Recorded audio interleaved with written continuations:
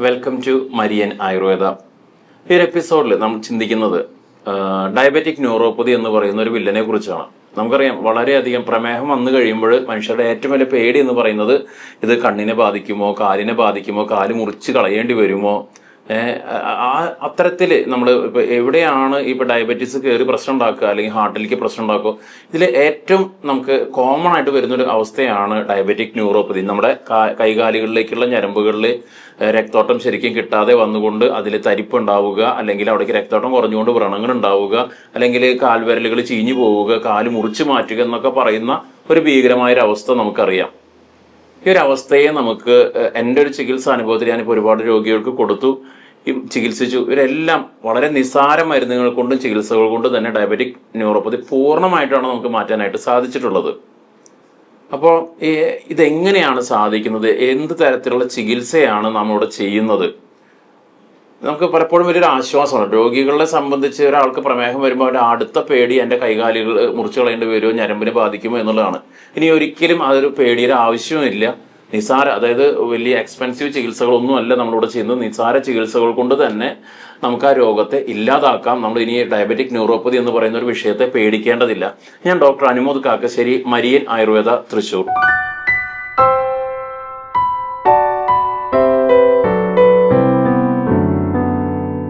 എത്ര കാലമായിട്ട് പ്രമേഹം ഉണ്ടായിരുന്നു? എനിക്ക് 14 വർഷമായി. 14 വർഷം. അപ്പൊ ഫാസ്റ്റിങ്ങും ഭക്ഷണം കഴിഞ്ഞിട്ടൊക്കെ ഷുഗർ എത്ര ഉണ്ടായിരുന്നു? 260 ഫാസ്റ്റിംഗ് ഉണ്ടായിരുന്നു. പിന്നെ അത് കഴിഞ്ഞ 450 450-60 ഒക്കെ ഉണ്ടാവാറുണ്ട്. 600 വരെ ഭക്ഷണം കഴിച്ചു കഴിഞ്ഞാൽ വരാറുണ്ട് അല്ലെ? നമുക്കിവിടെ വരുമ്പോ ഷുഗറിന്റെ ഒപ്പം തന്നെ ഏറ്റവും ബുദ്ധിമുട്ടുണ്ടായിരുന്ന കാലിലെ തരിപ്പല്ലേ പറഞ്ഞിട്ടുണ്ടായിരുന്നു? തരിപ്പും പുകച്ചിലും ഒക്കെ അല്ലെ? കാലിന്റെ അടി ഭയങ്കര പുകച്ചിലും വളരെ വെച്ച പോലെ ഒരു പുകച്ചിലായിരുന്നു. കാലിന്റെ അടിയിൽ പുകച്ചിലുണ്ടായിരുന്നു. ചെരുപ്പിട്ടാരൊന്നും അറിയില്ല, ചെരുപ്പൊക്കെ ഊരി പോവാ, നടക്കുമ്പോ ചെരുപ്പ് അവിടെ കിടന്നിട്ട് പിന്നെ വന്നിട്ട് എടുക്കുക, അങ്ങനെയൊക്കെ ആയിരുന്നു. പിന്നെ വിരലുകൾ മടങ്ങാൻ ബുദ്ധിമുട്ടുണ്ട്. എല്ലാ വിരലും പിന്നെ വിരലുമ്പിലൊക്കെ ഒരു കളർ, ഒരു കറുപ്പല്ല, ഒരു ജാഴ മിക്കൊരു കളർ, വൈലറ്റും അല്ല, എന്താ പറയാവോ, അങ്ങനത്തെ ഒരു കളറായിരുന്നു. അപ്പൊ അത് കഴിഞ്ഞൊന്നും ഇതുപോലെ തന്നെ കാലുമ്പൊരു കുരുണ്ടായി, കാലിന്റെ അടിയിൽ ഒരു പോളുണ്ടായി. അപ്പൊ ഡോക്ടർമാരോട് ചെന്ന് പറഞ്ഞപ്പോ ചിലപ്പോ കീറി കളഞ്ഞ് ചിലപ്പോ നമ്മൾ മുറിക്കേണ്ടി വരും, അങ്ങനെയാണ് ഇങ്ങനെയാണ് കുറെ പേടിപ്പിച്ചവര്. അവര് ഗുളിയൊക്കെ തന്നപ്പോ എനിക്കത് കഴിക്കുമ്പോ ഭയങ്കര സമ്മർദ്ദമൊക്കെ ആയി. 14 വർഷമായിട്ട് ഷുഗർ ആ അളവിലെന്നെ നിൽക്കണം. പഞ്ചസാര കഴിക്കാൻ പാടില്ല, ഭക്ഷണം കഴിക്കാൻ പാടില്ല, ഉറക്കല്ല, അങ്ങനെ പല പ്രശ്നങ്ങളും. ഗുളികളും വേണ്ടത് കഴിക്കണ്ടേ. ഞാൻ അങ്ങനെ ജോലിക്ക് പോകുമ്പോ ഇവിടെ ഈ ബോർഡും കണ്ടേക്കണു. അപ്പൊ ഇത്തിരി മലയാളം വായിക്കാൻ അറിയുള്ളൂ, ഇംഗ്ലീഷൊന്നും അറിയില്ല. ഇങ്ങനെ എഴുതി വെച്ചേക്കണം. അപ്പൊ ഞാൻ എഴുതി എന്റെ മനസ്സിൽ തോന്നി സ്വയം ഇതൊരു കടക്കാരില്ലാത്ത ഡോക്ടർമാർ അതുകൊണ്ട്, അല്ലെങ്കിൽ ഇങ്ങനെ ബോർഡൊന്നും എഴുതി വെക്കില്ല. ഞാൻ അങ്ങോട്ട് ഒന്ന് പോട്ടെ എന്ന് വിചാരിച്ചിട്ട് ഞാൻ ജോലി കഴിഞ്ഞ് വരുമ്പോ ഇറങ്ങിയതാ. മെയ് മാസത്തിൽ ഇവിടെ വന്നു. മെയ് 9, 10 ഇവിടെ വന്നു. ഇപ്പൊ ഇന്ന് ഓഗസ്റ്റ് 13 അതിന് വരെ ഞങ്ങൾ ഇന്ന് കാലത്ത് വരെ ഇവിടുത്തെ കഷായം കുടിച്ചു. പല കാര്യങ്ങളും കാലിന്റെ തരിപ്പും പുകച്ചല് ഒക്കെ കുറവായി. എല്ലാവരും കാണുന്നവരും ചോദിക്കുന്നുണ്ട് എന്താ മാറ്റം വെച്ചുള്ളൂ എന്ന് പറയുന്നത്.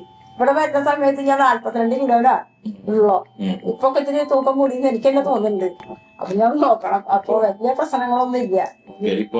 ഷുഗർ ലെവൽ കുറഞ്ഞു. ഇന്നിപ്പോ ഞാൻ നോക്കിയപ്പോ കാലത്ത് ഭക്ഷണം കഴിക്കാണ്ട് നോക്കിയപ്പോ 160, ഭക്ഷണം കഴിച്ചിട്ട് 145 അത്രേ ഉള്ളൂ.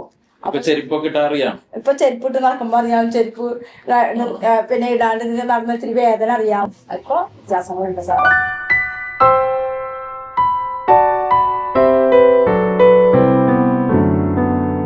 ഇപ്പൊ നമ്മൾ ഈ ഒരു വ്യക്തിയുടെ ഒരു ഷെയറിങ് കേൾക്കുകയായിരുന്നു.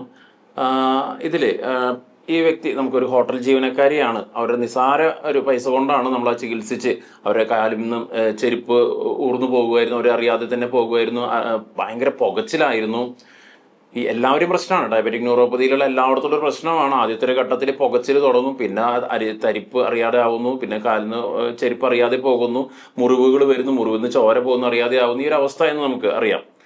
അപ്പം ഇതിപ്പോൾ കുറേ വ്യക്തികൾ നമ്മൾ ചികിത്സിച്ചൊരു അനുഭവത്തിൽ വളരെ പെട്ടെന്ന് തന്നെ നമുക്ക് മാറ്റാനായിട്ട് സാധിക്കുന്നുണ്ട്. ഡയബറ്റിക് ന്യൂറോപ്പതി വരുന്ന വ്യക്തികളെല്ലാം ഞാൻ എപ്പോഴും ശ്രദ്ധിച്ചിട്ടുള്ളത് ഹൈപ്പർ അസിഡിറ്റി ഉള്ളവരാണ്. ശരീരം എപ്പോഴും അവർ ചൂടാണ്, ഭയങ്കര ചൂടാണ് അവർക്ക് തോന്നുക.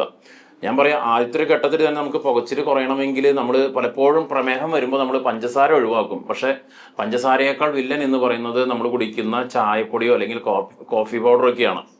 ഇത് പൂർണ്ണമായിട്ടും ചായയോ കോഫിയോ ഒഴിവാക്കുകയാണെങ്കിൽ തന്നെ ഡയബറ്റിക് ന്യൂറോപ്പതിയുടെ പുകച്ചിന് ചെറിയൊരു ആശ്വാസം വരും. പിന്നെ അതുപോലെ തന്നെ എരിവ് രസം, പുളി പോലെയുള്ള സാധനങ്ങൾ, പുളിയിൽ മധുരം എന്താണെന്ന് ചോദിച്ചു കഴിഞ്ഞാൽ ഒന്നുമില്ല. പക്ഷേ എരിവും പുളിയും ഉപ്പും കൂടുമ്പോഴാണ് ഡയബറ്റിക് ന്യൂറോപ്പതി അത് അതിൻ്റെ മൂർധന്യത്തിലേക്ക് കയറുന്നത്. ആരെങ്കിലും ഡയബറ്റിക് ന്യൂറോപ്പതി മൂലം വിഷമിക്കുന്നുണ്ടെങ്കിൽ തീർച്ചയായിട്ടും അവരുടെ ഒരു എരിവ് കഴിക്കുന്ന ഒരു ടെൻഡൻസി അല്ലെങ്കിൽ പുളിയും ഉപ്പൊക്കെ കഴിക്കുന്ന ടെൻഡൻസി കുറയ്ക്കുകയാണെങ്കിൽ, അതുപോലെ തന്നെ ചായ കോഫി പോലെയുള്ള സാധനങ്ങൾ, പപ്പടം ഇതൊക്കെ ഒഴിവാക്കുകയാണെങ്കിൽ ഈ ഡയബറ്റിക് ന്യൂറോപ്പതിയുടെ പ്രശ്നങ്ങളെ നമുക്ക് അതിജീവിക്കാനായിട്ട് സാധിക്കുന്നതാണ്. വീണ്ടും നമുക്ക് മറ്റൊരു എപ്പിസോഡുമായിട്ട് നമുക്ക് വീണ്ടും കാണാം. Thank you.